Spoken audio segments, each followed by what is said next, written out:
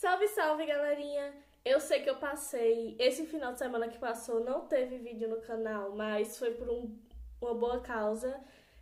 Que não aconteceu aqui, eu ainda vou postar o daqui porque eu tive um imprevisto nas gravações. Mas tá lá no meu outro canal, o Clary Souza, que eu vou deixar o link aqui embaixo na descrição para vocês irem lá conferir depois. É um vídeo relacionado ao Dia da Mulher e vai sair um aqui no canal também. Tudo bem que é depois que passou o Dia da Mulher, mas todo dia é Dia da Mulher, né, gente? As pessoas não gostam tanto de dizer isso. Vamos fazer conforme a sociedade. Primeiramente, eu quero dar um aviso aqui pra vocês. Eu tô na correria por causa da faculdade e eu tô tentando colocar o canal nos eixos. O que acontece é que eu tô trocando de computador e eu ainda não consegui baixar o editor que eu uso no computador novo. Então, caso eu não consiga, a edição desse vídeo vai ficar bem mais ou menos. Então, vocês me perdoem. Segundamente, o vídeo de hoje é sobre a primeira escola literária no Brasil. Não, gente, não é sobre o quinhentismo. Ah, mas claro, o quinhentismo foi a primeira escola literária no Brasil. Gente, o quinhentismo foi a primeira escola literária feita no Brasil, não por brasileiros. Por isso que eu vou deixar para falar depois, até porque ela não tem tanto peso no Enem nem no vestibular, quanto tem as escolas literárias a partir do barroco, que é barroco, arcadismo, e por aí vai, porque eu não tô lembrando agora e a gente vai falar só sobre o barroco hoje, então foca no barroco.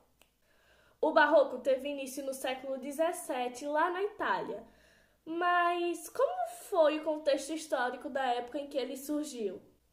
O que acontece, galerinha, é que durante o surgimento do barroco estava acontecendo a contra-reforma religiosa, porque tinha chegado a toda a ideia de Martinho Lutero, aí agora a Igreja Católica estava com a contra-reforma religiosa. E, de certa forma, o barroco chegou e deu um suporte para a igreja para poder continuar reconvertendo, vamos chamar assim, reconvertendo fiéis à Igreja Católica que antes eram protestantes, mas antes de serem protestantes. Enfim, vocês entenderam. Basicamente, a Igreja aproveitou o movimento do Barroco como uma forma de trazer de volta os fiéis para a Igreja, que não tinha perdido tantos fiéis quanto o alarme que eles fizeram parecia, né? Porque, sinceramente, a Igreja Católica dominava praticamente, aliás, dominava toda a Europa. Depois disso, alguns países se perderam, mas continuou dominando boa parte da Europa.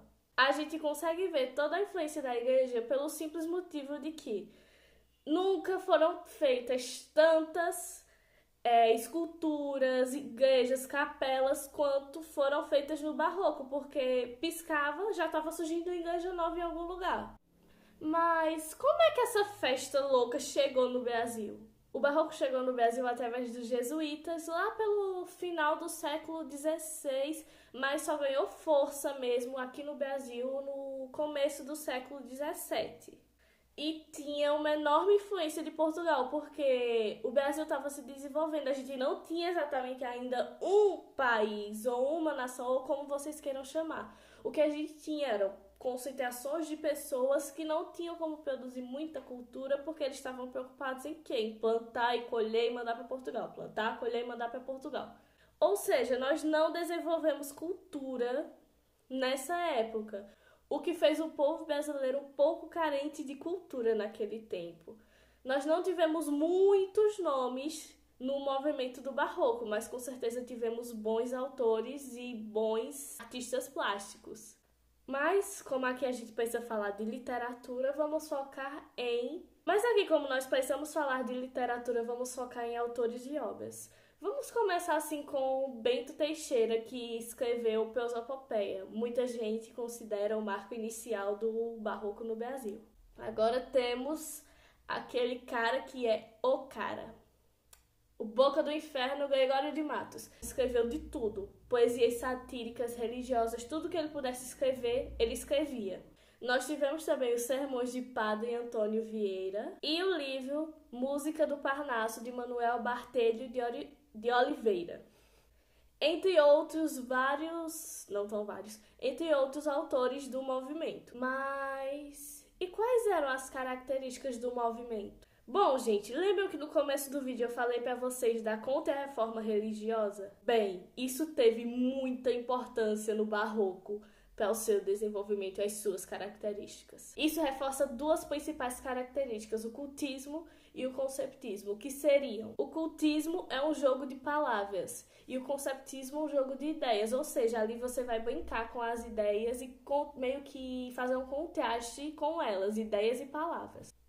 Mas o que isso aponta para a gente em relação a caracterizar o barroco e como a poesia barroca se desenvolveu? Bem, gente, o homem que viveu no movimento barroco, ele estava sempre em conflito consigo mesmo, porque ele sempre estava pensando duas coisas. Primeiro, ele pensava que a vida era curta, e realmente é. Então ele precisava aproveitar. Mas depois que aproveitava, ele pensava: a vida é curta, eu preciso usá-la para seguir a Deus. Ou seja, o homem barroco ele viveu muito nesse conflito, parte ocasionado pela Contra-Reforma religiosa. Além do cultismo e do conceptismo, eles utilizavam bastante o jogo de luz nas pinturas. Por exemplo, vou tentar colocar a imagem aí na tela para vocês. Percebem que tem sempre uma parte, geralmente é no centro, que está mais iluminado e vai tendo um jogo de sombras e de luz com a pintura? Então, é esse o jogo de luz e sombras que o barroco caracteriza, porque ele quer mostrar o tempo todo o que é luz e o que é trevas. Além disso, as obras eram muito complexas, muito rebuscadas, muito exageradas. Tanto a escrita quanto o vestuário deles mudou e acompanhou o movimento, porque eram vestidos gigantes e muita maquiagem, aqueles cabelos brancos de toda altura. Um filme que mostra bem isso seria aquele filme Maria Antonieta.